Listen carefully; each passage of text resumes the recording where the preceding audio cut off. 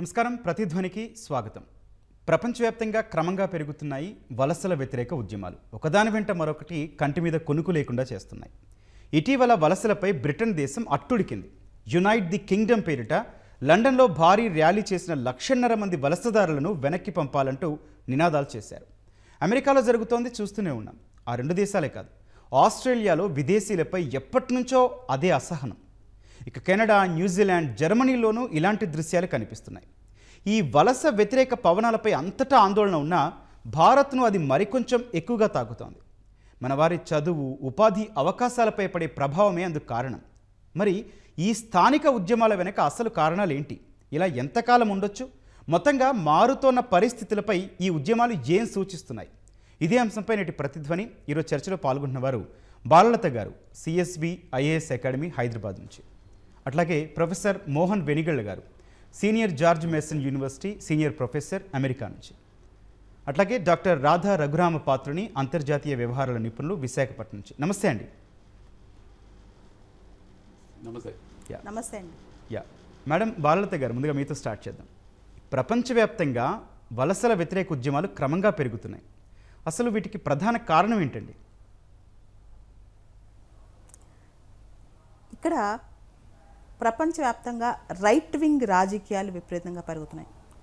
దాంతోపాటు ఒక థీరీ బాగా ప్రమోట్ అవుతుంది, అదే గ్రేట్ రీప్లేస్మెంట్ థీరీ. అంటే తెల్లవాళ్ళు తక్కువైపోతున్నారు. ముఖ్యంగా యూరోపియన్ కంట్రీస్, అమెరికాలో వాళ్ళ రేస్ తక్కువైపోతుంది.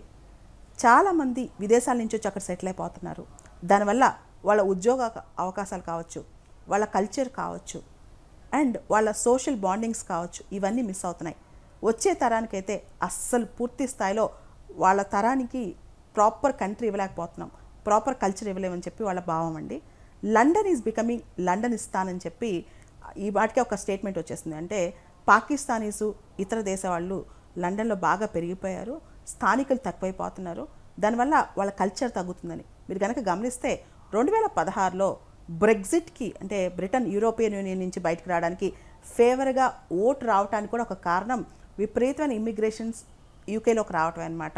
యునైట్ ద కింగ్డమ్, ఈ మొత్తం ఈ ర్యాలీలో చాలా పెద్ద స్లోగనే రీక్లెయిమ్ ద బ్రిటన్, మా దేశం మాకు కావాలి, గో బ్యాక్ ఇల్లీగల్ ఇమిగ్రెంట్స్, అక్రమంగా స్టాప్ ద బోట్స్ అసలు రావద్దు, ఇంగ్లీష్ ఛానల్లోంచి అక్రమంగా బోట్స్ వచ్చేస్తున్నాయి, ఆ బోట్స్ అసలు రావద్దు, పడవల్లో అక్రమ వలసదారులు వస్తున్నారు, వాళ్ళందరినీ ఆపాలి అంటూ నిన్నంతా మొన్నంతా పెద్ద పెద్ద స్థాయిలో నిరసనలు జరిగాయండి. ముఖ్యంగా టామీ రాబిన్సన్ ఆధ్వర్యంలో, ఆయన లండన్లో ఒక రైట్ వింగ్ యాక్టివిస్ట్ అండి, ఆయన ఆధ్వర్యంలో ఈ నిరసనలు జరిగాయి. వీటన్నిటికీ ఎలాన్ మస్క్ లాంటి వాళ్ళు కూడా సపోర్ట్ ఇస్తున్నారు. వర్చువల్గా ఆయన కూడా పాల్గొని దీనికి సపోర్ట్ ఇచ్చారనమాట. మన కల్చర్ని మనం కాపాడుకోవాలని చెప్పి. అమెరికాలో కూడా మేక్ అమెరికా గ్రేట్ అగైన్ అనే స్లోగన్తో, అసలు అమెరికా ఈజ్ ఫర్ అమెరికన్స్, అమెరికాలో రావడానికి అందరికీ హక్కు కాదు, అమెరికాలో ఉండాలన్నా, అమెరికాలో పర్మనెంట్ రెసిడెన్స్ తీసుకోవాలన్నా, అమెరికాలో పౌరసత్వం రావాలన్నా అది ఒక ప్రివిలేజ్, అది మీ హక్కు కాదు, మేము ఇచ్చే ఒక ప్రివిలేజ్. అండ్ ఈ మధ్య అమెరికాలో కూడా గోల్డ్ వీసా అని చెప్పి వీసాస్ కూడా డబ్బులున్న వాళ్ళకి వీసాస్ ఇవ్వడం మొదలెట్టారండి. ఇట్లాంటి స్టాండర్డ్స్ అన్ని బాగా తేడా వచ్చేసాయి అనమాట. అండ్ రీసెంట్గా కూడా ఆస్ట్రేలియాలో కూడా అతిపెద్ద మార్చి జరిగింది. ముఖ్యంగా వీళ్ళందరికీ ఒక ఫోబియా పట్టుకుంది, ఇస్లామోఫోబియా. ఎక్కువగా ముస్లిమ్స్ వచ్చేస్తున్నారు, ముస్లిం ఇమిగ్రెంట్స్ వస్తున్నారు. అంతేకాదు పాకిస్తాన్, బంగ్లాదేశ్, భారత్ ఇలాంటి చోట్ల నుంచి కూడా విపరీతంగా వస్తున్నారు. కాబట్టి మా కల్చర్ మిస్ అయిపోతుందని. ముఖ్యంగా మీరు యూరోప్ దేశాలు చూస్తే రైట్ వింగ్ పార్టీస్ది పెద్ద చేయి అయిపోయిందనమాట. జర్మనీలో ఏఎఫ్డి కావచ్చు, యూకేలో రిఫార్మ్ యూకే కావచ్చు, ఫ్రాన్స్లో నేషనల్ ర్యాలీ కావచ్చు, అదేవిధంగా స్పెయిన్లో వోక్స్ పార్టీ కావచ్చు. ఈ పార్టీస్ అన్నీ కూడా ఈ మధ్య కూడా గ్రేట్ పేట్రియాటిక్ కన్వెన్షన్ అని చెప్పి రెగ్యులర్గా కన్వెన్షన్స్ చేసి యూరోప్లో లీడర్స్ అందరూ మీట్ అయ్యి వాళ్ళని బయట పంపించేద్దామని చెప్పి. అంటే వాళ్ళ దానిలో కూడా, అంటే వాళ్ళ ఆలోచనలో కూడా తప్పు లేదండి. ఎందుకంటే వాళ్ళ కల్చర్ని కాపాడుకోవడానికి, వాళ్ళ ఉద్యోగాలు కాపాడుకోవడానికి ఒక వింగ్ అండ్ అక్కడ బయలుదేరిందనమాట. నియో నాజిజం అనే ట్రెండ్ కూడా అక్కడ బాగా పెరిగిపోతుందండి.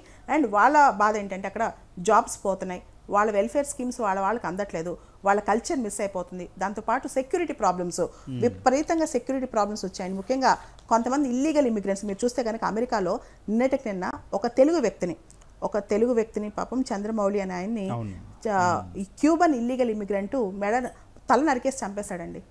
సో వెంటనే డొనాల్డ్ ట్రంప్ రెస్పాండ్ అయ్యాడు, ఇల్లీగల్ ఇమిగ్రెంట్స్ విషయంలో మేము సాఫ్ట్గా ఉండవు అని చెప్పి. సో అసలు వలసదారులు వద్దు, అక్రమ వలసదారులు అసలే వద్దని చెప్పి. ఇటలీలో కూడా బ్రదర్స్ ఆఫ్ ఇటలీ పార్టీ అని ఒక పార్టీ ఉంది. దానిలో జార్జియో మెలోని ఒక మాట్లాడుతుంది అనమాట. ఇస్లామిక్ వాల్యూస్కి యూరోపియన్ వాల్యూస్కి అస్సలు సంబంధం లేదు, కానీ యూరోప్ మొత్తం ఇస్లాం వచ్చి చేరుతుందని చెప్పి. ఇలా ప్రపంచవ్యాప్తంగా మనం చూస్తే కనుక ఒక థీరీ బయలుదేరింది, అదే గ్రేట్ రీప్లేస్మెంట్ థీరీ అంటామండి. ఓకే, మోహన్ గారు, అమెరికాలో ప్రభుత్వ పరంగానే వలసలపై కఠిన వైఖరి చూస్తున్నామండి. అయితే ట్రంప్ వచ్చిన తర్వాతే చూస్తే ఈ విషయంలో అగ్రరాజ్యం వైఖరి ఎట్లా మారిందండి? ఎట్లా మారిందంటున్నారా, ఎందుకు మారిందంటున్నారా? రెండింటికి చెప్పండి సార్. ఓకే, ఎందుకు మారింది అంటే ఇప్పుడు బాలలత గారు చెప్పిన కారణాలు చాలా ఉన్నాయి. అంటే దాన్ని ట్రంప్ పరిభాషలో, మాగా పరిభాషలో చెప్పాలి అంటే America first, America is for Americans, మిగతా దేశాల వాళ్ళు మీ చావు మీరు చావండి, మాకు అనవసరం. అది గ్రేట్ రీప్లేస్మెంట్ థియరీ ఒకటి.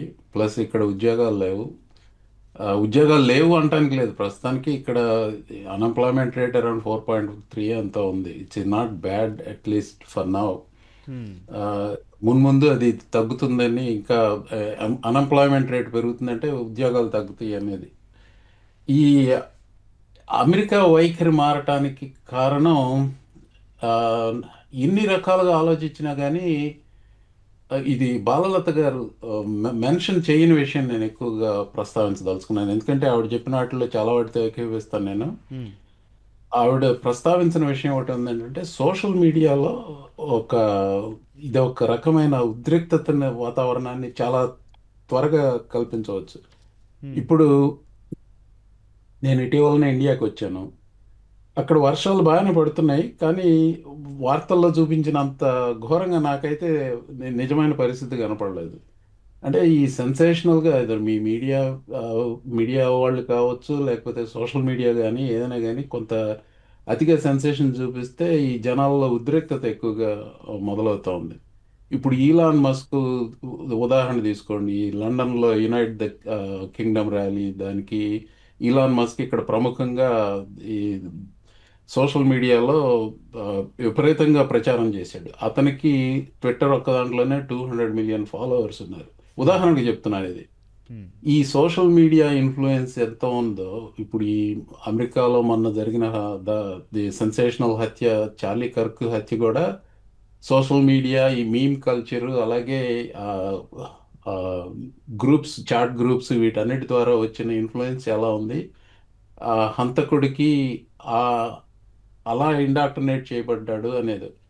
ఈ కల్చర్ వార్స్ అనేవి ఉన్నాయో చూసారా, వాటికి ఇది సోషల్ మీడియా అగ్నికి ఆజ్యం పోయటం. అంటే అగ్ని ఎక్కడ పుడుతుందంటే ఆ సోషల్ మీడియాలోనే పుడుతుంది. అంటే అది ఒక్కటే కారణం, ఆజ్యం కూడా అదే ప్రధాన కారణం అంటారు, అంటే మెయిన్ రీజన్ అంటారు. సోషల్ మీడియా ఇప్పుడు చెప్పలేమండి. అంటే ఇప్పుడు మనలో ఉన్న భావోద్వేగాలను రెచ్చగొట్టే విధంగా తీసుకురాగలిగితే అది ప్రధాన కారణం కాకపోవచ్చు. ప్రధాన కారణం మనలో ఉన్న లోపాలే కావచ్చు, అంటే ప్రజల్లో ఉండే లోపాలే కావచ్చు. దాన్ని రెచ్చగొట్టే ఈ అల్గోరిథమ్స్ ఉన్నాయి చూసారా, ఇప్పుడు సాధు స్వభావంతో ఎవరు చెప్పినా కానీ ఎవరు వింటలేదు. అదే రెచ్చగొట్టే విధంగా మాట్లాడుతుంటే అందరూ వింటున్నారు. అది సోషల్ మీడియా, ఈ algorithms, they are feeding frenzy.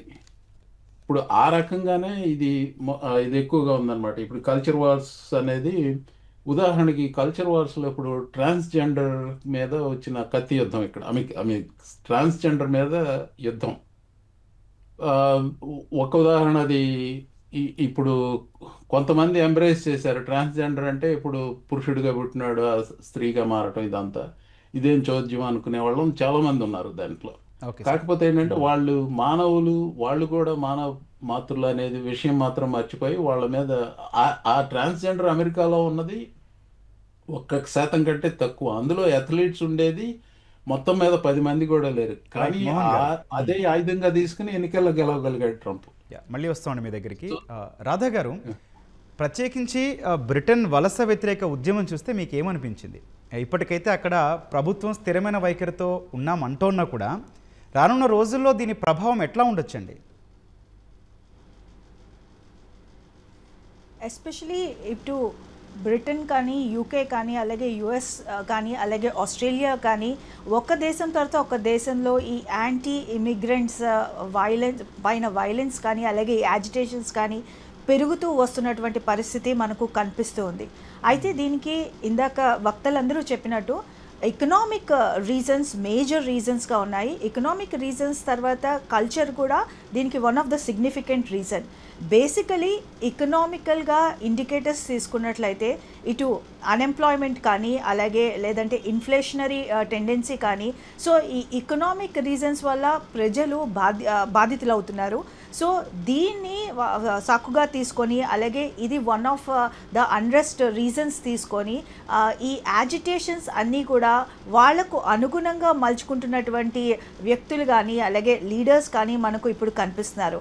ముఖ్యంగా ఇటు మనం అన్ఎంప్లాయ్మెంట్ తీసుకుంటే ఇటు యునైటెడ్ స్టేట్స్ ఆఫ్ అమెరికా కానీ, అలాగే ఆస్ట్రేలియా కానీ 4.3% ఉంది. అదే యూకే కానీ మన అన్ఎంప్లాయ్మెంట్ వాల్యూ తీసుకుంటే రేట్ తీసుకుంటే 4.8% అన్ఎంప్లాయ్మెంట్ కనిపిస్తుంది. అలాగే ఇటు ఇన్ఫ్లేషన్ కూడా తీసుకుంటే ఇటు మనం చూసినట్లయితే యూకేలో ఇన్ఫ్లేషన్ 3.8% కనిపిస్తుంది. అదే యూఎస్లో తీసుకుంటే 2.7, ఆస్ట్రేలియాలో 2.1. సో ఒక పక్క ఈ ఎకనామిక్ ఇండికేటర్స్ అంటే వాళ్ళకి unemployment and poverty levels, inflationary levels పెరిగిపోతున్న తరుణంలో దీనికి మేజర్ రీజన్ ఇమిగ్రెంట్స్ అన్న విషయంలోని ఇక్కడ అన్రెస్ట్ కంప్లీట్గా స్ప్రెడ్ అవుతున్నటువంటి పరిస్థితి మనకు కనిపిస్తుంది. అయితే ఈ యాజిటేషన్ని అలాగే ఈ అన్రెస్ట్ని మరింత పెద్దది చేసే విధంగా ఇప్పుడున్నటువంటి ఈ మనం యాజిటేషన్స్ కానీ, ర్యాలీస్ కానీ చూస్తే దీనికి వాళ్ళకి అనుగుణంగా మరింత పెద్దది చేసే విధంగా చేస్తున్నారు అన్న పరిస్థితి కూడా మనకు మేజర్ కనిపిస్తుంది. అయితే ఇది రాబోయే కాలంలో దీనికి మేజర్గా ఈ ఎకనామిక్ ఇండికేటర్స్ అన్నీ డిక్లైనింగ్ ఫేజ్లో ఉండడానికి మేజర్ రీజన్ అందరూ గమనిస్తున్నట్లు మనకు కరెంట్ సినారియోలో చాలా ఇంటర్నేషనల్ వార్స్ జరుగుతున్నాయి. సో కోవిడ్తో స్టార్ట్ అయినటువంటి ఎకనామిక్ ఇండికేటర్స్ డౌన్ఫాల్ క్రమంగా ఈ ఇంటర్నేషనల్ వార్స్ అయితేనేమి కానీ, అలాగే సప్లై చైన్ డిస్ట్రప్షన్స్తోని మరింత పెద్దది అయింది. సో ఇప్పుడు ఉన్నటువంటి ఎకనామిక్ అన్రెస్ట్ అంతా కూడా బికాస్ ఆఫ్ ఇమిగ్రెంట్స్ పైన నెట్టివేయడంతో ఈ యాజిటేషన్స్ మరింత పెద్దది అవుతున్నాయని చెప్పేసి నా అభిప్రాయం. బాలలత గారు, ఆస్ట్రేలియా, కెనడా వంటి దేశాల్లోనూ వలస వ్యతిరేక పవనాలు, పరిమితులు ఎలా మారుతున్నాయండి? భారతీయ విద్యార్థులు, వృత్తి నిపుణులకు అది ఎలాంటి ఛాలెంజెస్ తెస్తోందండి? మన మినిస్ట్రీ ఆఫ్ ఎక్స్టర్నల్ అఫైర్స్ వాళ్ళ డేటా ప్రకారం కెనడాలో దాదాపు 4,27,000 మంది ఇండియన్ స్టూడెంట్స్ చదువుకుంటున్నారు. ఆస్ట్రేలియాలో 1,39,000 మంది స్టూడెంట్స్ చదువుకుంటున్నారు. అయితే ఈ దేశాలన్నింటిలో మన వాళ్ళు కావాలి, మన స్టూడెంట్స్ కావాలి, వాళ్ళ యూనివర్సిటీస్ నడవాలంటే. కాకపోతే ఇప్పుడున్న కొత్త ట్రెండ్స్, వలస వ్యతిరేక ఉద్యమాల వల్ల మన స్కిల్ ప్రొఫెషనల్స్ కావచ్చు, మన స్టూడెంట్స్ కావచ్చు, చాలా ఇబ్బందులు ఎదుర్కొంటున్నారు. రీసెంట్గా అమెరికాలో కొత్త ప్రపోజల్ వచ్చింది, హైర్ యాక్ట్ అని చెప్పి ఈ ప్రపోజల్ రాబోతుందన్నమాట. ఎవరైతే ఫారెన్ వర్కర్స్ని ఎంప్లాయ్ చేసుకుంటారో ఆ కంపెనీస్ మీద అమెరికా ప్రభుత్వం అదనంగా ఫండ్స్ వేస్తంట. అంతేకాదు అమెరికన్ యూనివర్సిటీస్ ఎవరైతే ఈ ఇండియన్ స్టూడెంట్స్ని కానీ, ఫారెన్ స్టూడెంట్స్ని కానీ రెగ్యులేట్ చేయరో ఆ యూనివర్సిటీస్ మీద కూడా అమెరికా కఠినమైన చర్యలు తీసుకుంటుందంట. అంతేకాదు మనం చూస్తే 2025లో ఇప్పటి వరకు కూడా కెనడా ఇండియన్ స్టూడెంట్ వీసాస్ ఇప్పటి వరకు 80% రిజెక్ట్ చేసింది. 80% స్టూడెంట్ వీసాస్ రిజెక్ట్ చేసింది. అంతేకాదు కెనడాలో స్టూడెంట్ వీసాస్ మీద ఒక కొత్త క్యాప్ కూడా విధించారనమాట. దాంతోపాటు వాళ్ళ దగ్గర ఎంత డబ్బులు ఉన్నాయి, వాళ్ళ బ్యాంక్ బ్యాలెన్స్ ఏంటి, దాని మీద చాలా స్ట్రిక్ట్ విజిలెన్స్ పెట్టారనమాట. ఇకపోతే ఆస్ట్రేలియా, మనం కూడా ఆస్ట్రేలియా మీద ఎక్కువ దృష్టి పెట్టామన్నమాట. మన ఎంప్లాయీస్ వీళ్ళందరూ కూడా ఎక్కువ అక్కడికి వెళ్ళి, అంటే అమెరికాని పక్కన పెట్టి ఆస్ట్రేలియాకి వెళ్ళే వాళ్ళు కూడా చాలామంది ఉన్నారు. అయితే ఆస్ట్రేలియా మనం చూస్తే ఈ కెనడా, ఆస్ట్రేలియా ఈ దేశాల్లో వాళ్ళ పాపులేషన్ చాలా తక్కువ. ఉదాహరణకి కెనడాలో 4 కోట్ల మంది, ఆస్ట్రేలియాలో అంతకన్నా తక్కువ మందే ఉంటారు లోకల్ పాపులేషన్. దాంతో అక్కడ ఆస్ట్రేలియాలో అయితే అక్కడ విపరీతమైన హౌసింగ్ షార్టేజ్ వచ్చిందంట. దాంతో మాకు ఆస్ట్రేలియాలో ఫారినర్స్ వచ్చి ఎవ్వరు కూడా, ఇమిగ్రెంట్స్ కూడా అక్కడ 2 సంవత్సరాల పాటు ఇల్లు కొనుక్కోవడానికి వీల్లేదు, దీనివల్ల మాకు ఉద్యోగాలు పోతున్నాయి, హౌసింగ్ క్రైసిస్ వచ్చింది, ఆస్ట్రేలియా, కెనడా లాంటి దేశాల్లో అన్ఎంప్లాయ్మెంట్ పెరిగిపోతుంది, ఎకనమిక్ స్లోడౌన్ వస్తుంది అని చెప్తున్నారనమాట. అంతేకాదు ఈ మధ్య మీరు కెనడాలో చూసినా, ఆస్ట్రేలియాలో చూసినా, యూకేలో చూసినా చాలా వీసాల్లో ఎవరైతే ఎంప్లాయ్మెంట్ కోసం వెళ్ళారో వాళ్ళ వీసాలు డిఫరెంట్గా ఉన్నాయి. అంటే ఎడ్యుకేషన్కి వెళ్ళి ఎంప్లాయ్మెంట్లో ఉండే అవకాశం తక్కువ ఉంది. అమెరికాలో కూడా ఇప్పుడు డొనాల్డ్ ట్రంప్ కూడా ఇదే తీసుకొచ్చాడు, మీరు చదువుకోవడానికి వస్తే చదువుకోండి, వేరే వ్యాపకాలు చేయొద్దు, మీరు చదువుకోవడానికి వస్తే ఉద్యోగాలు చేయొద్దు. మన వాళ్ళు అక్కడికి వెళ్ళి చదువుకుంటూ పార్ట్ టైం జాబ్ చేయటం, చదువు అయిపోయిన వెంటనే వాళ్ళు వీసా కన్వర్ట్ చేసుకుని వెంటనే ఉద్యోగాలు జాయిన్ అవ్వడం చేస్తున్నారు. అయితే ఇప్పుడు అలాంటి పరిస్థితులు అక్కడ లేవన్నమాట. కెనడాలో అయితే పర్మనెంట్ రెసిడెన్స్ని తగ్గించాలని చెప్పి కొత్తగా ప్లాన్ తీశారనమాట. కెనడాలో 2025-27 మధ్య ఇమిగ్రేషన్ లెవెల్స్ ప్లాన్ అని చెప్పి కొత్త ప్లాన్ తీసుకొచ్చారు. దాంతో పర్మనెంట్ రెసిడెంట్స్ని మొత్తం ఆపేస్తారంట. అంతేకాదు ఎవరైతే ఈ అమెరికా కానీ కెనడా కానీ ఎస్ఎల్ఎం, రెఫ్యూజీ వీళ్ళ పాలసీస్ కూడా మార్చేస్తున్నారనమాట. అండ్ అమెరికా అయితే వీసా వెట్టింగ్ ప్రాసెస్ మార్చేసిందనమాట. బ్యాక్గ్రౌండ్ వెరిఫికేషన్, అమెరికాకి ఎవరైతే విద్యార్థులు వెళ్తారో వాళ్ళ యొక్క సోషల్ మీడియా ప్రొఫైల్స్ మొత్తం చూసి, వాళ్ళ సోషల్ మీడియాలో వాళ్ళ యాక్టివిటీస్ చూసి, వాళ్ళ ఐడియాలజీస్ చూస్తుందన్నమాట. ఎటువంటి ఐడియాలజీతో వస్తున్నారు అంటే కంప్లీట్ వాళ్ళ ఐడియాలజీ చెక్ చేస్తుంది, బ్యాక్గ్రౌండ్ వెరిఫికేషన్ చేస్తుంది అనమాట. దాంతో యూకేలో కూడా అదే పరిస్థితి అనమాట. మనం అమెరికాలో చూస్తే చాలా వీసాస్ టెన్యూర్ తగ్గించేశారు అండ్ H1B వీసాస్ కూడా తగ్గించేశారనమాట. దాంతో పాటు మీకు మా సిటిజన్షిప్ కావాలన్నా, మా దగ్గర పర్మనెంట్ రెసిడెన్సీ కావాలన్నా కొనుక్కోండి అని చెప్పి కొత్త ట్రెండ్స్ తీసుకొచ్చారు. యూ బై ఇట్, మీరు చాలా గొప్పవాళ్ళు అయితే కొనుక్కోండి అని చెప్తున్నారు. అంటే ఇట్స్ ఎ ప్రివిలేజ్ అని చెప్తున్నారనమాట. అంటే అమెరికాలో ఇంకొక స్పెషల్ వీసా ఉంది, చాలామంది తక్కువ మందికి తెలుసు అనమాట. ఇదే ఐన్స్టీన్ వీసా. ఎవరైతే చాలా హైలీ నాలెడ్జబుల్ పీపుల్ ఉంటారో, ఇంటలెక్చువల్స్ ఉంటారో వాళ్ళకి స్పెషల్ వీసా ఇస్తారు. దాన్నే ఐన్స్టీన్ వీసా అంటారనమాట. ఇటువంటి వీసాస్ ఉంచుతున్నారు. కానీ రెగ్యులర్గా ఉండే వీసాస్ ఉంటాయి, అంటే స్టూడెంట్ వీసాస్ కానీ ఇవన్నీ కూడా చాలా తగ్గిస్తున్నారనమాట. రీసెంట్గా బ్లైండ్ అని చెప్పి ఒక అనానిమస్ యాప్లో ఒక సర్వే పెట్టారు. సో ఇది అన్అఫీషియల్ సర్వే అయినా సరే చాలామంది ఇండియన్స్ ఎవరైతే అమెరికాలో జాబ్ చేస్తున్నారో వాళ్ళు ఉద్యోగం పోతే ఏం చేస్తారంటే మేము ఇండియాకి తిరిగి వచ్చేస్తాము అని చెప్పి డైరెక్ట్గా యాప్లో ఓట్ చేశారనమాట. అంటే పరిస్థితి ఏంటంటే మన వాళ్ళందరూ కూడా ఇప్పుడు అక్కడ ఇన్సెక్యూరిటీ ఫీల్ అవుతున్నారు. స్టూడెంట్స్ ఏమో డబ్బులు లేక సఫర్ అవుతున్నారు, పేరెంట్స్ ఇక్కడి నుంచి పంపించలేక సఫర్ అవుతున్నారు, ఎంప్లాయీస్ ఏమో ఎప్పుడైతే ఉద్యోగం పోద్దో ఎప్పుడెప్పుడా మా ఉద్యోగం పోద్దన్న భయంతో కొట్టుపింటాడుతున్నారు అనమాట. దాంతోపాటు సేఫ్టీ కన్సర్న్స్, ఇండియన్స్ మీద ఫారెన్లో అటాక్స్ జరుగుతున్నాయి బాగా. చాలా సార్లు రాత్రిపూట బయటకు వచ్చే పరిస్థితి లేదనమాట. అండ్ ఇండియన్స్ని చంపేయటాలు ఇలాంటివి కూడా జరుగుతున్నాయి. ఈ టైంలో మన వాళ్ళందరూ కూడా చాలా ఇబ్బందులు పడతారని చెప్పాలి. మోహన్ గారితో మాట్లాడదాం. మోహన్ గారు, ఇటీవల అమెరికాలో జరిగిన ఒక సంఘటన భారత్లో అందరినీ కదిలించింది. ప్రెసిడెంట్ ట్రంప్ వరకు కూడా వెళ్ళింది. చంద్ర నాగమల్య హత్యోదంతంలో అసలు ఏం జరిగింది సార్? అంటే దాంట్లో ఏం జరిగిందని చెప్పడానికి చాలా రిపోర్ట్లు అన్నీ వచ్చాయండి. బేసికల్గా ఈ చంద్ర నాగమల్య అతను ఓనరో కాదో తెలియదు కానీ ఒక మోటల్ మెయింటైన్ చేస్తున్నారు డాలస్లో, ఐ థింక్ డౌన్ టౌన్ డాలస్లో అనుకుంటే. అక్కడ ఒక ఉద్యోగి, ఇతను క్యూబన్ నేషనల్, ఇల్లీగల్ ఇమిగ్రెంట్ అతను లాండ్రీ వాడుతుంటే ఈ లాండ్రీ వాడొద్దు ఫిక్స్ చేయాలి ఏదో చెప్పాడు. అక్కడ అతను చెప్పింది అర్థం కాకపోతే ఇంకొకళ్ళకి చెప్పడం మొదలు పెట్టాడు. నువ్వు నాతో మాట్లాడకుండా ఇంకోళ్ళతో మాట్లాడతావు, ఏదో ఇలా చాలా చిన్న విషయం మీద వాగ్యుద్ధం మొదలైంది. అతను కత్తి తీసి పడవటం మొదలుపెట్టి I mean it's a spontaneous, అది ప్రీ ప్లాన్డ్ మర్డర్ అలాంటిది ఏం కాదు. అతను పారిపోతుంటే వెనకాల పడ్డాడు. అతని కొడుకు, 18 ఏళ్ల కొడుకు, భార్య ఇద్దరు కలిపి అడ్డుకోవడానికి ప్రయత్నించారు. వాళ్ళని తోసేసి వెళ్ళి చంపేసి మషేటి ఒకటి తీసుకొని శిరశ్ఛేదం చేశాడు. ఐ మీన్ ఇట్స్ గ్రోటెస్క్, చాలా దారుణమైన హత్య అది.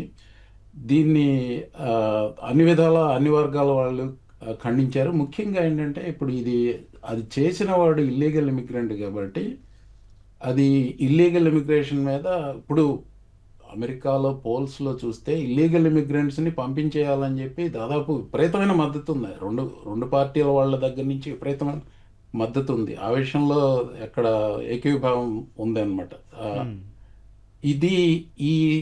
ఈ హంతకుడు క్యూబన్ నేషనల్, అంతకుముందు అతనికి ప్రయర్ క్రిమినల్ రికార్డ్ ఉంది. అతన్ని పట్టుకోకుండా he was out in the loose. అతనికి అక్కడ ఉద్యోగం ఎలా ఇచ్చారు? వెరిఫికేషన్ లేకుండా ఇచ్చారా? భారతీయులు ఇలా ల్యాక్స్ స్టాండర్డ్స్ మెయింటైన్ చేస్తున్నారా? ఇప్పుడు ఉదాహరణకి ఇందాక గెస్ట్ చెప్పినట్టుగా స్టూడెంట్స్ ఉద్యోగాలు చేస్తున్నారు చూసారా? ఇప్పుడు ఇండియన్ రెస్టారెంట్స్లో ఇలా స్టూడెంట్స్కి క్యాష్ ఇచ్చి ఉద్యోగాలు ఇస్తున్నారు. అంటే ఈ రకమైన ప్రాక్టీసెస్ ఇండియన్ బిజినెసెస్లో ఎక్కువగానే ఉన్నాయి. అది బయటకు రావద్దు కానీ ఎక్కువగానే ఉన్నాయి. ఇది ప్రాబ్లం. ఇల్లీగల్ ఇమిగ్రేషన్కి జాబ్స్ ఇచ్చేది కూడా నడుస్తూ ఉంది ఇక్కడ. సో దాని గురించి కూడా ఇది వచ్చింది. ఇంకొక విషయం ఏంటంటే Cuban Americans support Republican party అలాగే they supported Trump. Okay sir. అందుకని కొంచెం సాఫ్ట్ కార్నర్ ఉంది. ప్లస్ అది టెక్సస్ రాష్ట్రంలో కాబట్టి ఈ ఇమిగ్రేషన్ క్రాక్ డౌన్ ఎక్కువగా జరగలేదు. అదే కాలిఫోర్నియాలో ఉంటే ఆ హత్యా ఉదంతాన్ని మరింతగా న్యూస్లోకి వచ్చేది అని అభిజ్ఞ వర్గాల వాళ్ళు చెప్తా ఉన్నారు ఓకే అన్నమాట. సార్. అంటే బేసికల్గా రాజకీయాలు బాగా పరిశీలన చేసేవాళ్ళు ఇది. There is politics, there is a real tragedy and there is politics అక్కడ. Okay sir. రాధా గారు, వలసల్ని ప్రపంచ దేశాలన్నీ ఇంత పెద్ద సమస్యగా ఎందుకు భావిస్తున్నాయండి? ఇందులోనూ చట్టబద్ధమైన అనధికార వలసల మధ్య అసలు తేడా ఏంటండి? యాక్చువల్లీ మన గ్లోబలైజేషన్ ఫినామినన్ 1870లో ఈ గ్లోబలైజేషన్ స్టార్ట్ అయిన దగ్గర నుంచి ఫస్ట్ ఫేజ్ ఆఫ్ గ్లోబలైజేషన్ చూసాము. తర్వాత ఇంటరిమ్ గ్లోబలైజేషన్, అలాగే సెకండ్ ఫేజ్ ఆఫ్ గ్లోబలైజేషన్, అలాగే 1980s నుంచి third phase of globalization scenario మనం చూస్తున్నాం. సో ఈ గ్లోబలైజేషన్ స్టార్ట్ అయిన దగ్గర నుంచి ఈ trade and other relations with integration with other world economies బాగా పెరుగుతున్నది. సో ఒక దశలో world has ష్రంక్ in to a global village అని చెప్పేసి మనం మాట్లాడుకున్నాం. అయితే కోవిడ్ తర్వాత కొంత బ్రేక్ వచ్చింది. So but still globalization has been continue. But ఇప్పుడు ఒక్కసారి ఆలోచిస్తే ఈ లీగల్ ఇమిగ్రేషన్ కానీ లేకపోతే ఇల్లీగల్ ఇమిగ్రేషన్ కానీ, సో ఇదంతా కూడా because of one side globalization, one side integration of economies, one side కంప్లీట్గా డెత్ ఆఫ్ డిస్టెన్స్ అని చెప్పేసి చెప్తాము. అండ్ కంప్లీట్గా ఈ డిస్టెన్స్ అన్నది, జాగ్రఫీ అన్నది కనిపించకుండా పోయినటువంటి పరిస్థితి. సో ఈ గ్లోబలైజేషన్ ఫినామినన్ వరల్డ్లో స్ప్రెడ్ అవుతున్నప్పుడు, so along with mobility of all the factors of production, ఈ పీపుల్ కానీ అలాగే స్కిల్డ్ లేబర్ ఫోర్స్ ఇమిగ్రేషన్ కానీ జరుగుతూ వస్తున్నటువంటి పరిస్థితి. అయితే ఈ ఇమిగ్రేషన్ వల్ల, ఈ లీగల్ కానీ ఇల్లీగల్ కానీ ఇమిగ్రేషన్ వల్ల బాగా బెనిఫిట్ అయింది మాత్రం developed economies and developing economies and emerging market economies. మనం అందరూ బ్రెయిన్ డ్రెయిన్ ఎక్స్పీరియన్స్ చేస్తే వాళ్ళకి skilled labour force and skilled professional force and వాళ్ళకి కావాల్సినటువంటి కోర్స్ సెక్టర్స్లో చాలా తక్కువ కాస్ట్కి వాళ్ళు హైర్ చేసుకునే పరిస్థితి కూడా ఇప్పటిదాకా ఉంది. సో వన్ సైడ్ ఈ ఇమిగ్రేషన్ వల్ల వెస్టర్న్ ఎకానమీస్, డెవలప్డ్ ఎకానమీస్ వాళ్ళ జీడిపి గ్రోత్ రేట్ కానీ అలాగే వాళ్ళ ఎకానమీని కానీ బాగా సపోర్ట్ చేసిన విధంగా వాళ్ళు ఈ ఇమిగ్రెంట్స్ అందరినీ కూడా యూజ్ చేసుకున్నటువంటి పరిస్థితి. అయితే 2000లో Thomas Friedman world is flat అనే బుక్ కనుక మనం ఒకసారి చదివితే, ఆ బుక్లో world is getting flattened and చాలాసార్లు because of Asians, especially Indians and Chinese, we are losing jobs అనే ఇష్యూ నియర్లీ 2 decades బ్యాక్ నుంచి వస్తున్నటువంటి పరిస్థితి. బట్ స్టిల్ మన స్కిల్డ్ లేబర్ ఫోర్స్ లేకుండా అండ్ ఇప్పుడున్నటువంటి మన young Indian or Asian labour force లేకుండా డెవలప్డ్ ఎకానమీస్ వాళ్ళ జీడిపి కానీ వాళ్ళ డెవలప్మెంట్ కానీ it is going to become an issue. And ఇది చాలామంది ఎకానమిస్ట్ కానీ డిఫరెంట్ వరల్డ్ లీడర్స్ కానీ గవర్నమెంట్స్ కానీ ఈ విషయం తెలుసు. So this is going to be maybe ఒకసారి రివర్స్ బ్రెయిన్ డ్రెయిన్ కానీ అలాగే మనకి బ్రెయిన్ గెయిన్ కానీ మనకు జరిగితే it is going to be a support for hour economies. Balalatha గారు, ఈ పరిస్థితుల మధ్య ఒక ప్రశ్న ఉత్పన్నమవుతోందండి. ఒకప్పుడు ప్రపంచీకరణ నినాదంతో మార్కెట్లు, అవకాశాలకు తలుపులు బార్లా తెరిచిన అవే దేశాల్లో ఇప్పుడు ఎందుకు అండి పరిమితులు? అసలు ప్రపంచవ్యాప్తంగా మనం చూస్తే right wing politics, right wing political parties బాగా పైకి వస్తున్నాయి. అక్కడ ఐడెంటిటీ పాలిటిక్స్ అనమాట. కొన్ని సెక్షన్స్ ఆఫ్ పీపుల్ని అట్రాక్ట్ చేయడం కోసం అక్కడ ఇలా మన కల్చర్ మందే, మన ఎకానమీ మన కోసమే, మన సొసైటీ మందే, దానిలో మార్పులు వస్తున్నాయని ఒక భావజాలం తీసుకురావడం. దాంతోపాటు డీగ్లోబలైజేషన్ టెండెన్సీ స్టార్ట్ అయినాయి. వీటన్నిటిని పక్కన పెడితే రీసెంట్గా కూడా జాఫ్రే హింటన్, ఫాదర్ ఆఫ్ ఏఐ అంటుంటాం, ఆయన ఒక మాట అన్నారు, ఏఐ వస్తే జాబ్స్ పోతాయని. ఆర్టిఫిషియల్ ఇంటెలిజెన్స్ ఎక్కువగా రావటం వల్ల కూడా ఉద్యోగాల సృష్టి ఈ అభివృద్ధి చెందిన దేశాలు తగ్గిపోతుందన్నమాట. అండ్ అమెరికా అనే డ్రీమ్ అనేది షాటర్ అయిపోతుంది. అమెరికా అనే కళ ప్రజల మనసు నుంచి పోతుందన్నమాట. అండ్ వాళ్ళ ఇన్ఫ్రాస్ట్రక్చర్, వాళ్ళ దేశంలో ఉన్న మౌలిక వసతుల మీద మన ప్రెషర్ పడిపోతుంది. ఎందుకంటే చిన్న చిన్న దేశాలు, దానిలో తక్కువ జనాభా ఉన్న దేశాలు. అండ్ దాంతోపాటు ఇన్ఫ్రాస్ట్రక్చర్ ఎకానమీ స్లో డౌన్ అవటం, రెసెషన్ వస్తామని ఒక భయం కావచ్చు, అండ్ ఇలా యాంటీ ఇమిగ్రేషన్ ప్రొటెస్టులు రావటం, అండ్ వీటన్నిటితో పాటు ఆ దేశంలో ఆ దేశస్తులకి సేఫ్టీ కన్సర్న్స్, భద్రతాపరమైన కన్సర్న్స్ ఉండటము, లోకల్ పీపుల్కి జాబ్స్ పోతున్నాయి, స్థానికులకు ఉద్యోగాలు రావట్లేదు, ఇలా వలసలు ఎక్కువ రావటం వల్ల ఇండియన్స్ వచ్చి తీసేసుకుంటున్నారు, ఇతర దేశాల నుంచి వచ్చి తీసేసుకుంటున్నారని చెప్పడం. అండ్ దాంతోపాటు రేసిజం బాగా పెరిగిపోయిందండి. జెనోఫోబియా, జింగోయిజం, అంటే ఈ మా రేసే గొప్పది అనే ఒక ఫీలింగ్ అనమాట. బ్రౌన్ పీపుల్, బ్లాక్ పీపుల్ ఎక్కువ మంది వచ్చేస్తున్నారని ఒక భావజాలం అనమాట. దాంతోపాటు 1990s నుంచి మొన్నటి వరకు కూడా మల్టీ కల్చరలిజం, అంటే salad bowl theory, melting pot theory అని చెప్పి అన్ని కల్చర్స్ ఉండాలి, ఒక కల్చరల్ మొజాయిక్లా మన దేశాలు ఉండాలనే భావన పోయి మన కల్చర్ మాత్రమే మిగిలి ఉండాలి, మాకు వలసలు వద్దు, ఇల్లీగల్ అక్రమ వలసలు అసలే వద్దని చెప్పి. దాంతోపాటు కొన్ని దేశాల్లో అక్కడ గన్ కల్చర్ పెరిగిపోవటం, గ్యాంగ్ వార్స్ పెరిగిపోవటం, ఇవన్నీ అనమాట. రీసెంట్గా మనం చూస్తే లండన్లో పూరి జగన్నాథుడి రథయాత్రలో కోడిగుడ్లు వేశారనమాట. ఇలాంటి సంఘటనలు అనమాట. అయితే ఇవన్నీ పక్కన పెడితే అమెరికా నుంచి కూడా ఎవరైతే ఇల్లీగల్గా ఇండియన్స్ కూడా వెళ్ళారో వాళ్ళందరినీ మిలిటరీ ఫ్లైట్లు ఎక్కి చేతులకి కాళ్ళకి బేడీలు వేసి పంపించేయటము, అండ్ అమెరికాలో ఉన్న డిపార్ట్మెంట్ ఆఫ్ హోమ్ల్యాండ్ సెక్యూరిటీ కావచ్చు, దాంతోపాటు ఐస్ డిపార్ట్మెంట్ అంటాం, ఇమిగ్రేషన్స్ అండ్ కస్టమ్స్ ఎన్ఫోర్స్మెంట్, వాళ్ళు స్ట్రిక్టర్ రెగ్యులేషన్స్ తేవటము, ప్రతి ఒక్కరిని సడన్ చెక్ చేయటము, ఇవన్నీ కూడా చాలా వరకు ఈ ట్రెండ్స్ వల్ల మనం వలసలు అందరూ ఇప్పుడు వెళ్ళటానికి భయపడే పరిస్థితి వచ్చింది. ఉన్నవాళ్ళు కూడా ఎంతకాలం అక్కడ ఉంటాం అనేది పరిస్థితి కూడా వచ్చిందనమాట. మొత్తానికి గ్లోబలైజేషన్ అనే ఒక మాయా మిత్ అనేది ఆ బబుల్ బర్స్ట్ అయిపోతుంది. ఇప్పుడు యాంటీ గ్లోబలైజేషన్ టెండెన్సీ స్టార్ట్ అవుతున్నాయి. ఏ దేశం వాళ్ళు ఆ దేశంలో ఉండాలి, అక్కడే పనులు చేసుకోవాలి, వాళ్ళ కల్చర్ని వాళ్ళే కాపాడుకోవాలి. అండ్ కొత్తగా మనం చూస్తే ఇంకొక కొత్త ట్రెండ్ కూడా మీరు చూడొచ్చు. ప్రతి దేశంలో మన వాళ్ళు అక్కడ వెళ్ళిపోయి మన ఐడెంటిటీ చూపిస్తున్నారనమాట. కొన్ని చోట్ల లిటిల్ ఇండియా కావచ్చు, కొన్ని చోట్ల మన ఫెస్టివల్స్, దివాళీ లాంటి ఫెస్టివల్స్ చేసుకోవడం కావచ్చు, ఇవన్నీ కూడా వాళ్ళకి కొత్తగా అనిపిస్తున్నాయి. వాళ్ళ ఫెస్టివల్స్ మన దగ్గర వచ్చి చేసుకోవడం ఏంటి, వాళ్ళ కల్చర్ మన దగ్గర ఇంపోజ్ చేసుకోవడం ఏంటి, మన రెస్టారెంట్స్ అక్కడ ఎక్కువ పెరిగిపోయాయి అనమాట. ఇవన్నీ వచ్చి క్యాస్ట్, మన క్యాస్ట్ పాలిటిక్స్ అక్కడ వచ్చాయి. అండ్ అమెరికాలో ఒక స్టేట్లో అయితే ఈ క్యాస్ట్ గురించి ఒక బిల్లే తీసుకొచ్చారు, ఇక్కడ కులాలు తేకండి అని చెప్పి. సో ఏదైతే మన దగ్గర కొన్ని కల్చర్స్ ఉన్నాయో అక్కడ ఎంటర్ అయిపోయినాయి, దాని పాజిటివిటీ కావచ్చు, నెగిటివిటీ కావచ్చు, అన్నీ ఎంటర్ అయిపోయినాయి అనమాట. దాంతో ఇప్పుడు మన ఫుడ్ పోతుంది, మన కల్చర్ పోతుంది, వాళ్ళ కల్చర్ మనలోకి వచ్చేస్తుంది, మన పిల్లలు వాళ్ళ కల్చర్కి అడాప్ట్ అవుతున్నారని చెప్పి గోల. ఎంతెందుకు అమెరికాలో స్కూల్స్లో కూడా మన పిల్లలు ఎక్కువ డామినేట్ చేస్తున్నారంటే, తెలుగు పిల్లలు, ఇండియన్ పిల్లలు ఎక్కువ డామినేట్ చేస్తున్నారంట. దాంతో అక్కడ వాళ్ళకి ఏంటంటే మా జనరేషన్, నెక్స్ట్ జనరేషన్కి మా కల్చరే ఉండాలి, బ్రిటన్లో మా కల్చరే ఉండాలి, పాకిస్తానీ కల్చర్ వద్దు, ఇస్లామిక్ కల్చర్ వద్దు అని చెప్పి ఇస్లామోఫోబియా అనేది కూడా అక్కడ ఒకటి బయలుదేరిందండి. అది కూడా ఒక ప్రధానమైన కారణం. అంటే యాంటీ ఇండియా అని కాదు, యాంటీ ఇస్లాం అనే కాన్సెప్ట్ కూడా వచ్చేస్తుంది. Okay madam, right. మోహన్ గారు, ఒక అమెరికాని తీసుకుందామండి. విదేశీ విద్యార్థులు, ఉద్యోగులు, ముఖ్యంగా మన భారతీయులు ఎదుర్కొంటున్న పరిస్థితులు ఏంటండి? భారతీయులు అంటే నేను భారతీయ విద్యార్థుల గురించి నేను అంటే ఉదాహరణలతో నాకు దగ్గరగా ఉన్న ప్రపంచంతో చెప్తాను. ఇది ఇప్పుడు మా యూనివర్సిటీకి విద్యార్థులు వచ్చారనుకోండి, భారతీయ విద్యార్థులు, తెలుగు విద్యార్థులు ఎవరు వచ్చినా కానీ మొట్టమొదటిగా ఏ కోర్సులు తీసుకోవాలి అంటే వాళ్ళు ఒక సంఘం లాగా అవి బేసికల్గా వాట్సాప్లో గ్రూప్స్ పెట్టుకుంటారు. ఆ గ్రూప్స్లో పెట్టుకొని ఫస్ట్ ఆన్ క్యాంపస్ ఎంప్లాయ్మెంట్ కోసం విపరీతంగా ప్రయత్నాలు చేస్తారు. సో ఈ కార్యక్రమం ముఖ్యంగా ఒక సందేశం ఇవ్వదలుచుకున్నాను. ఇప్పుడు ప్రొఫెసర్లకి విపరీతంగా ఫ్లడ్ చేస్తూ ఉంటారు, నేను టీచింగ్ అసిస్టెంట్ కావాలి, రీసెర్చ్ అసిస్టెంట్ కావాలి.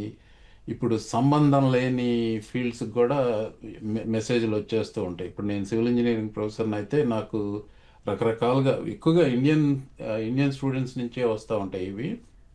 అదేంటంటే శ్రద్ధ తీసుకోరు ఆ పంపించిన దాంట్లో కూడా. ఇది మ్యాస్ ఈమెయిల్స్ లాగా చేస్తే వాటి వల్ల ఉపయోగం ఉండదు. ఎప్పుడో 20 సంవత్సరాల క్రితం ఎవరికో వచ్చిందని చెప్పి అదే ఆధారంగా తీసుకుని ఇలా చేస్తున్నారు. సరే, okay, teaching assistants and research assistants అవన్నీ రూల్స్ ప్రకారం ఒప్పుకుంటారు. తర్వాత క్యాంపస్ ఎంప్లాయ్మెంట్ కోసం అలా చూస్తారు. అది క్యాంపస్ ఎంప్లాయ్మెంట్ ఏది క్యాఫ్టీరియాలోనో లేకపోతే ఇంకా వేరే ఏదో బుక్ స్టోర్లోనో ఎక్కడో ఏదో ఉద్యోగాలు అలా చూసుకుంటూ ఉంటారు. అలా కాకుండా ఇంతకుముందు ప్రస్తావించినట్టుగా బయట ఇండియన్ రెస్టారెంట్లో ఏమన్నా దొరుకుతుందా అది ఇదా అని చేసి, ఇదేంటంటే ఒకటి ఆర్థికంగా స్తోమత లేనప్పుడు ఏదో అప్పు చేసి బ్యాంకులో అప్పు చేసి అలా వచ్చినప్పుడు ఆ ప్రెషర్ వల్ల చేస్తారు. కొంత ఏం కాదులే బాసు అన్న ఒక మెంటాలిటీతో కూడా చేస్తున్నారు. అది స్ట్రగుల్ ఫర్ సర్వైవల్ అనుకుందాం. ఆ తర్వాత సిపిటి తీసుకుని కరిక్యులర్ ప్రాక్టికల్ ట్రైనింగ్ అంటే చదువుతున్న టైంలోనే ఉద్యోగానికి అనుమతి, ఆ తర్వాత ప్రాక్టికల్ ట్రైనింగ్ యాక్చువల్గా డిగ్రీ అయిపోయిన తర్వాత ఇది వాళ్ళ ప్యాత్. ఈ ప్యాత్లో వాళ్ళు పడే స్ట్రగుల్స్ అనేవి చాలా ఉన్నాయి. ఇప్పుడు ఉద్యోగాలు చాలా తక్కువగా ఉన్నాయి. ఈ ట్రంప్ అడ్మినిస్ట్రేషన్ క్లాంప్ డౌన్ చేయటం వలన ఆ దారంతా నేరో అయిపోతుంది. ఇది ఉద్యోగాలకి సిపిటి కానీ ప్లస్ బేసికల్గా H1 రావడం అనేది ఇప్పుడు చాలా కష్టంగా కూడా ఉంది. సో అలాగే H1కి మారిన వాళ్ళు వాళ్ళ తిప్పలు ఎలా ఉంటాయి అంటే, నార్మల్గా younger people they tend to be hungry for like making a difference, కొంచెం ఎక్కువ పని చేస్తారని ఎంప్లాయీస్ కూడా ప్రిఫరెన్స్ చూపిస్తారు. ఎందుకంటే కంప్యూటర్ సైన్స్లో డిగ్రీ ఉంటే యూ గెట్ దట్. సో అయిన వెంటనే మళ్ళీ ఇంకా కొత్త జాబ్కి మారుదాం, ఇల్లు కొనుక్కుందాం, కారు కొనుక్కుందాం, ఈ యావలో ఉంటారు. కానీ అసలు ఉద్యోగాలు దొరకటం గత 2 సంవత్సరాలుగా చాలా కష్టంగా ఉంది. నేను ఇది వేరే ఫోరమ్స్లో 2-3 సార్లు చెప్పాను. ప్రస్తుత పరిస్థితులు బాగాలేదు. మీకు ఆర్థిక స్తోమత ఉండి చదువుకోవటానికి వచ్చేటప్పుడు ఆర్థిక స్తోమత ఉండి పర్వాలేదు వెంటనే వెళ్ళిపోతాం అనుకుంటేనే రండి, లేకపోతే బాగా ఆలోచించండి అని చెప్తాను. Okay sir, right.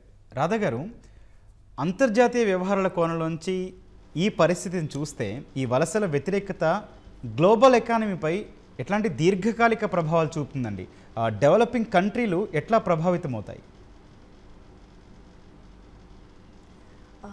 Developing economies ఇప్పుడు ఉన్నటువంటి ఈ యాంటీ ఇమిగ్రెంట్స్పై జరుగుతున్నటువంటి రివోల్ట్స్, అంటే ప్రపంచవ్యాప్తంగా డెవలప్డ్ ఎకానమీస్ లైక్ ఆస్ట్రేలియా కానీ, ఇటు యూకే కానీ, అలాగే యుఎస్ కానీ, ఈ ఎకానమీస్లో జరుగుతున్నటువంటి ఈ పరిణామాల వల్ల ఎమర్జింగ్ మార్కెట్ ఎకానమీస్ ఒక విధంగా చెప్పాలంటే ఇప్పటి వరకు మన స్కిల్డ్ లేబర్ ఫోర్స్ అంతా బయట దేశాలకు వెళ్ళి వాళ్ళ దేశాల యొక్క అభివృద్ధికి, వాళ్ళ దేశాల యొక్క గ్రోత్కి తోడ్పడ్డారు.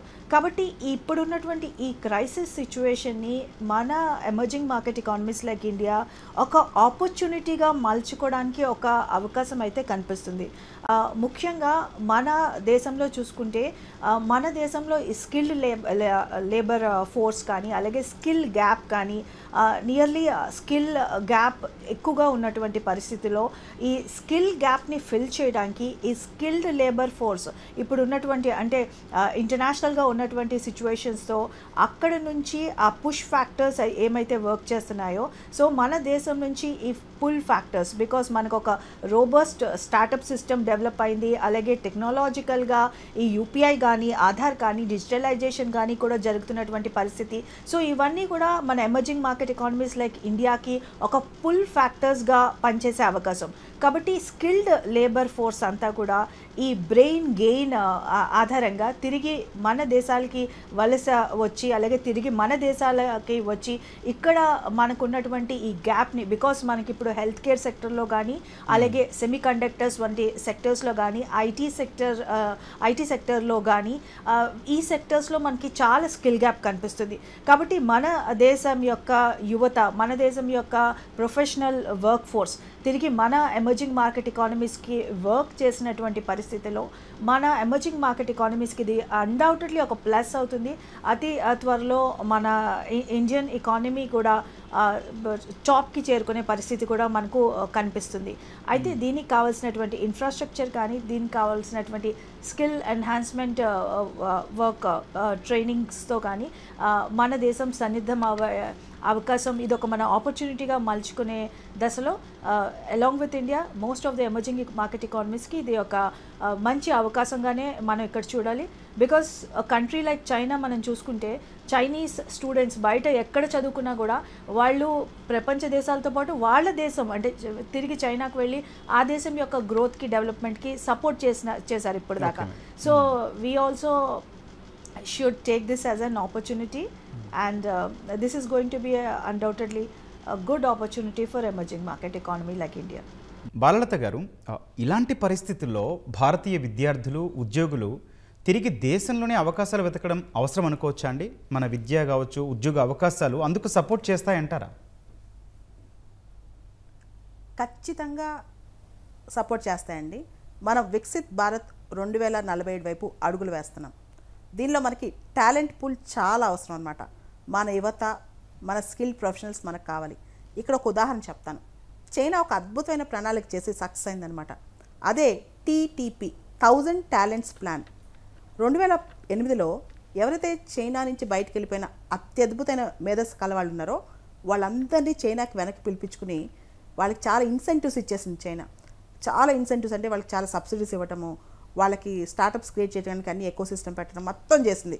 చేసేసరికి ఈరోజు మనం చూస్తే సెమీ కండక్టర్లో కానీ, నానో టెక్నాలజీలో కానీ, ఏఐలో కానీ అన్ని ఫ్రాంటియర్ టెక్నాలజీస్లో చైనా చాలా ముందుంటానికి కారణం ఈ 1000 టాలెంట్స్ ప్లాన్ అనమాట. ఇటువంటి ప్లాన్ భారతదేశం చేయాలి. ఇది ఒక రివర్స్ బ్రెయిన్ డ్రైన్ ప్లాన్ అనమాట. దాదాపు కొన్ని వేల సంఖ్యలో టాప్ మోస్ట్ మేధస్సు కలవాళ్ళు చైనా నుంచి వాళ్ళ చైనీస్ వచ్చేసేసి వాళ్ళ దేశానికి అత్యద్భుతంగా పనిచేశారనమాట. మనం కనుక నాణ్యమైన రీసెర్చ్ కానీ, విద్య కానీ, అదేవిధంగా ఇన్ఫ్రాస్ట్రక్చర్ ఏదైతే మనం ప్రపంచవ్యాప్తంగా ఇతర దేశాల్లో చూస్తున్నామో అట్లాంటి ఇన్ఫ్రాస్ట్రక్చర్ ఇవ్వగలిగితే కనుక అత్యద్భుతంగా మన వాళ్ళు రాణిస్తారు. ముఖ్యంగా స్టార్టప్స్ మనం చూస్తే ఇక్కడ ఓలా, ఊబర్, జొమాటో, స్విగ్గీ, ఫిజిక్స్ వాలా ఇన్ని అవకాశాలు ఇక్కడ ఉన్నాయి. ఇండియా గోల్డెన్ ఎరాలో ఉందండి. ఇలాంటి ఇండియాను వదిలిపెట్టేసి ఇతర దేశాల్లో మనం అక్కడ అన్ని కష్టాలు పడుతూ బతకాల్సిన అవసరం. దాంతోపాటు చాలామంది హై నెట్వర్త్ ఇండివిజువల్స్ ఎవరైతే HNIs ఉంటారో, ఇండియన్స్ ఎవరైతే ఉంటారో హై నెట్వర్త్ ఇండివిజువల్స్ వాళ్ళందరూ కూడా ఫారెన్ వెళ్ళి సెటిల్ అవ్వడానికి ఆలోచిస్తున్నారనమాట. ఎందుకంటే ఇక్కడ ట్యాక్స్ టెర్రరిజం అని భయం అనమాట. మనకి విపరీతమైన పనులు వేసేస్తున్నామని. అయితే ఇప్పుడు డైరెక్ట్ ట్యాక్సెస్, ఇండైరెక్ట్ ట్యాక్సెస్ అన్నింటిలో రిఫార్మ్స్ వస్తున్నాయి. కాబట్టి ఇప్పుడు కూడా హై నెట్వర్త్ ఇండివిజువల్స్ కూడా ఇక్కడ ఉండే అవకాశం ఉంటుంది అనమాట. తర్వాత ఇండియాలో ఇన్నోవేషన్ హబ్స్ కూడా బాగా పెరిగిపోయాయి అనమాట. సో కొత్త నగరాలు మనం చూస్తే సిలికాన్ వ్యాలీ ఆఫ్ ఇండియాగా మనం బెంగళూరు అంటాం. ఇప్పుడు హైదరాబాద్ కూడా బెంగళూరు దాటేసి చాలామంది హైదరాబాద్కి ఇన్వెస్ట్మెంట్స్ చేస్తున్నారు. పెద్ద కంపెనీస్ హైదరాబాద్కి వస్తున్నాయి అనమాట. హైదరాబాద్, బెంగళూరే కాదు, మనం చూస్తే చిన్న టైర్ 2 సిటీస్ కూడా ఉద్యోగాలు కల్పించగలగాలి. చిన్న టౌన్స్ కూడా ఉద్యోగాలు కల్పించగలగాలి ఆ స్థాయిలో. అండ్ చాలామంది విదేశాలు వెళ్ళడానికి కారణం లైఫ్ స్టైల్ చాయిసెస్, అంటే అక్కడున్న ఆ లైఫ్ స్టైల్, అలాంటి లైఫ్ స్టైల్ భారతదేశంలో మనం కల్పిస్తే అండ్ ఇంకొంత అంటే బయటికి చెప్పరు కానీ అవన్నీ లిబరల్ కంట్రీస్, లిబరల్ వాల్యూస్ ఉన్న కంట్రీస్ అనమాట. అంటే ఫ్రీడమ్స్ ఎక్కువ, అటానమీ ఎక్కువ. మన దగ్గర ఇక్కడ సెంటిమెంట్స్, ప్రెషరు, కస్టమ్స్ అంటే మన ఆచారాలు, ఆ ఒక బలవంతం పెట్టి చేయించే పనులు అవి తగ్గించేసి ఇండివిజువల్ చాయిసెస్, వ్యక్తిగత స్వేచ్ఛకి ఎక్కువ స్కోప్ ఇస్తే కనుక ఇక్కడ కూడా బాగా వర్ధిల్లే అవకాశం కనిపిస్తుందండి. ముఖ్యంగా నాణ్యమైన జీవన ప్రమాణాలు కావచ్చు, ఈ గవర్నమెంట్లో ఈ కరప్షన్ ఇలాంటివి తగ్గి, అంటే ఇండియా ఎందుకు రావాలి, మేము ఇండియాలో అవినీతి ఉంటుంది, అలానే ఇండియాలో రోడ్లు బాగోవు, ట్రాఫిక్ జామ్స్ ఉంటాయి, ఇవన్నీ పక్కన పెట్టేసి మనం కనుక సరికొత్త భారత్ని కనుక అభివృద్ధి చేయగలిగితే విపరీతమైన టాలెంట్ పూల్ తిరిగి మనకు వస్తుంది. మన వాళ్ళు మన దగ్గర ఎక్కువ సంపద సృష్టించగలరు. ఇన్ఫ్యాక్ట్ ఇండియాలో ఇప్పుడు సంపద సృష్టించడానికి అవకాశాలు కోకొల్లలుగా ఉన్నాయండి. రీసెంట్గా కూడా అమరావతిలో చూస్తే రతన్ టాటా ఇన్నోవేషన్ హబ్ అనేది అద్భుతంగా స్టార్ట్ అయింది. మనం చూస్తే కనుక అలాంటి ఇన్నోవేషన్ హబ్స్ అమరావతి ఇంకా ఇప్పుడిప్పుడే పుంజుకుంటున్న అమరావతిలో ఇన్నోవేషన్ హబ్ స్టార్ట్ అయిందండి. ఇటువంటివి మనం ప్రమోట్ చేయగలిగితే కనుక ఇండియా మొత్తం ప్రతి చిన్న నగరంలో, పెద్ద నగరంలో మన వాళ్ళు మన దగ్గర ఉంటారు. ఎవరు కూడా విదేశాలకు వెళ్ళి అక్కడ బతకాలని ఆలోచించండి. ఎందుకంటే సొంత ఇల్లు, సొంత గ్రామం, చిన్న జీవితంలో మన సొంత ఇల్లు, సొంత గ్రామం, సొంత ఊరు, సొంత భాష, మన సంస్కృతి మీదే ఎక్కువ మందికి మనసు ఉంటుంది. కాబట్టి ఖచ్చితంగా మన వాళ్ళు మన దగ్గరికి వస్తారు. Right, okay madam. మోహన్ గారు, మొత్తంగా చూస్తే ఈ వలస వ్యతిరేక ఉద్యమాల కారణంగా దేశీయంగానూ యువతలో ఒక అనిశ్చితి పెరుగుతోంది. కెరీర్ ప్లానింగ్లో ఇప్పుడు వారు ఏం ఆలోచించాలంటారు? సో కెరీర్ ప్లానింగ్లో వాళ్ళు ఆలోచించాల్సిన దాని గురించి 3 విషయాలు చెప్తానండి. ఆ 3 విషయాలకు చెప్పే ముందు ఒక బాలలత గారు మెన్షన్ చేసిన 2 అంశాల గురించి క్లుప్తంగా చెప్తాను. హైర్ యాక్ట్ గురించి చెప్పారు. అది బెర్నీ మెరానా అని ఒహాయో సెనేటర్ ప్రతిపాదించిన hire act, halt international relocation of employment act అన్నమాట. అది దానివల్ల ఏంటంటే ఇప్పుడు ఇండియా నుంచి ఇండియాకి అవుట్సోర్స్ చేసిన జాబ్స్ మీద వాటికి ఇచ్చే వేతనాల మీద 25% సుంకం చెల్లించాలనేది. అంటే Trump administration policy is tariffs, ఆ సుంకాలు tariffs, it's the same thing. నేను అనుకోవటం that act will not pass. So దాని గురించి అంటే I'm not saying never, but దాని గురించి ఎక్కువగా వరి అవ్వాల్సిన విషయం లేదు. రెండోది, బాలలత గారు చెప్పింది చైనా 1000 ఎంప్లాయ్, అదే 1000 ఇన్ ఎవ్రీ ఫీల్డ్ ఒక 10,000 మందిని TTP అని. తీసుకొచ్చారు. అది నిజమే. అది నిజమే.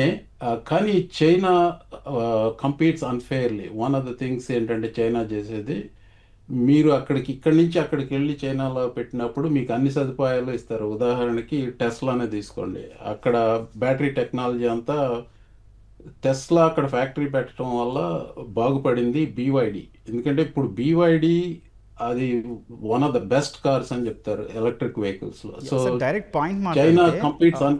సార్ కెరీర్ ప్లానింగ్ గురించి మనం మాట్లాడుతున్నాం, ఎట్లా ఉండాలంటారు? అసలు కెరీర్ ప్లానింగ్ గురించి 3 విషయాలు చెప్తానండి. ఒకటి, జియో పొలిటికల్ ఈవెంట్స్ గురించి ఎక్కువ ఫాలో అవ్వండి. ఎందుకంటే ఇది వసుదైక కుటుంబం. ఇప్పుడు మీ మీ ఊర్లో మీ సిటీలో ఏం జరుగుతుందో మాత్రమే పట్టించుకోకండి, ప్రపంచం అంతా ఏమవుతుంది పట్టించుకోండి. ఇండియా చైనా అలైన్మెంట్తో రీఅలైన్మెంట్ ఉంది చూసారా, దానివల్ల అవకాశాలు వస్తాయి. అంటే డిస్రప్షన్ ఉంటుంది, అవకాశాలు కూడా వస్తాయి. అతి ముఖ్యంగా చేయాల్సింది, ఏఐ వల్ల ఉద్యోగాలు పోతాయి, ఉద్యోగాలు సృష్టించబడతాయి. దాన్ని ఎంబ్రేస్ చేసుకోండి. నేను ఇచ్చే సలహా అది. ఓకే. మీరు ఎంతైనా కానీ మీరు 50 వయసు కంటే తక్కువ ఉంటే మీకు ఇంకా కెరీర్ ముందుంది. You have to do these 2 things. మూడోది ఇంకా ముఖ్యమైనది ఏంటంటే సోషల్ మీడియాలో పుకార్లను నమ్మకండి. Okay sir. అదొకటి చాలా ముఖ్యమైనది. అది కల్చర్కి సంబంధించిన విషయం. అది వాట్సాప్ యూనివర్సిటీలో చాలా మంది ప్రొఫెసర్లు ఉన్నారు, చాలా రకాల మీములు పెడుతూ ఉంటారు, వాటిని ఏమి నమ్మకండి. అది నేను ఇచ్చే సలహా. Right sir. రాధా గారు, చివరిగా చెప్పండి, భారతదేశంలో ఎప్పటి నుంచో మేధో వలసలు అరికట్టాలనే ఆకాంక్ష చాలా బలంగా ఉందండి. ఈ పరిణామాలు అవాంఛనీయమే అయినప్పటికీ కూడా అంతిమంగా మేధో వలసలు తగ్గడానికి దోహదపడే అవకాశం ఏమైనా ఉందా?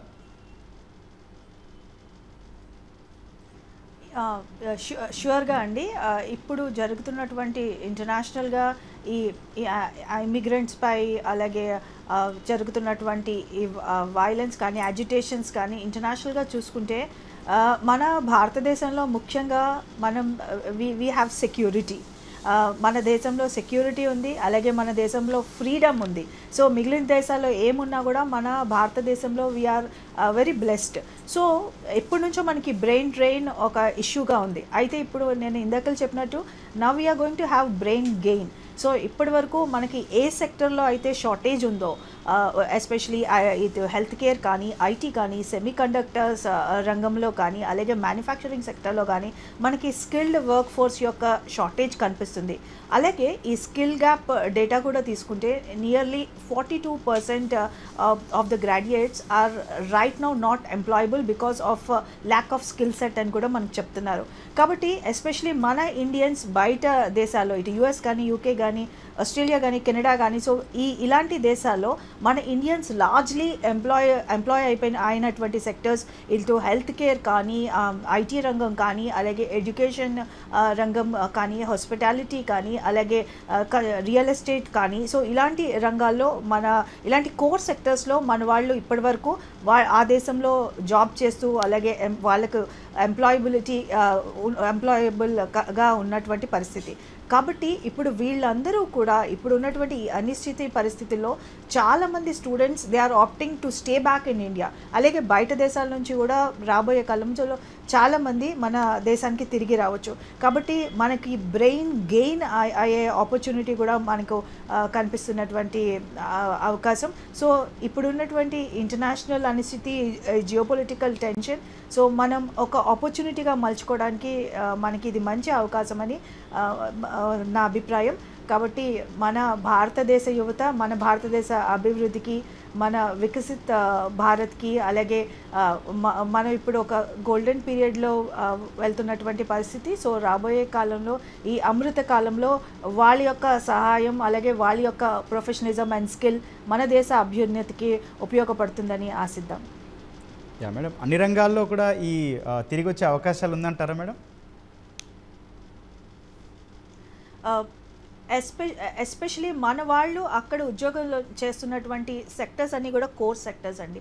ఇటు చూసుకున్నట్లయితే హెల్త్ కేర్ సెక్టర్ కానీ, అలాగే ఐటీ రంగం కానీ, అలాగే ఎస్పెషలీ ఈ మ్యానుఫ్యాక్చరింగ్ సెక్టర్లో కానీ అలాగే ఐటీ లైట్ సెక్టర్స్లో కానీ ఫినాన్స్ సెక్టర్లో కానీ ఎనర్జీ రంగంలో కానీ అలాగే చాలా వరకు ఇటు యూకే వంటి ప్లేసెస్లో ఈ హాస్పిటాలిటీ సెక్టర్లో కూడా వర్క్ చేస్తున్నారు.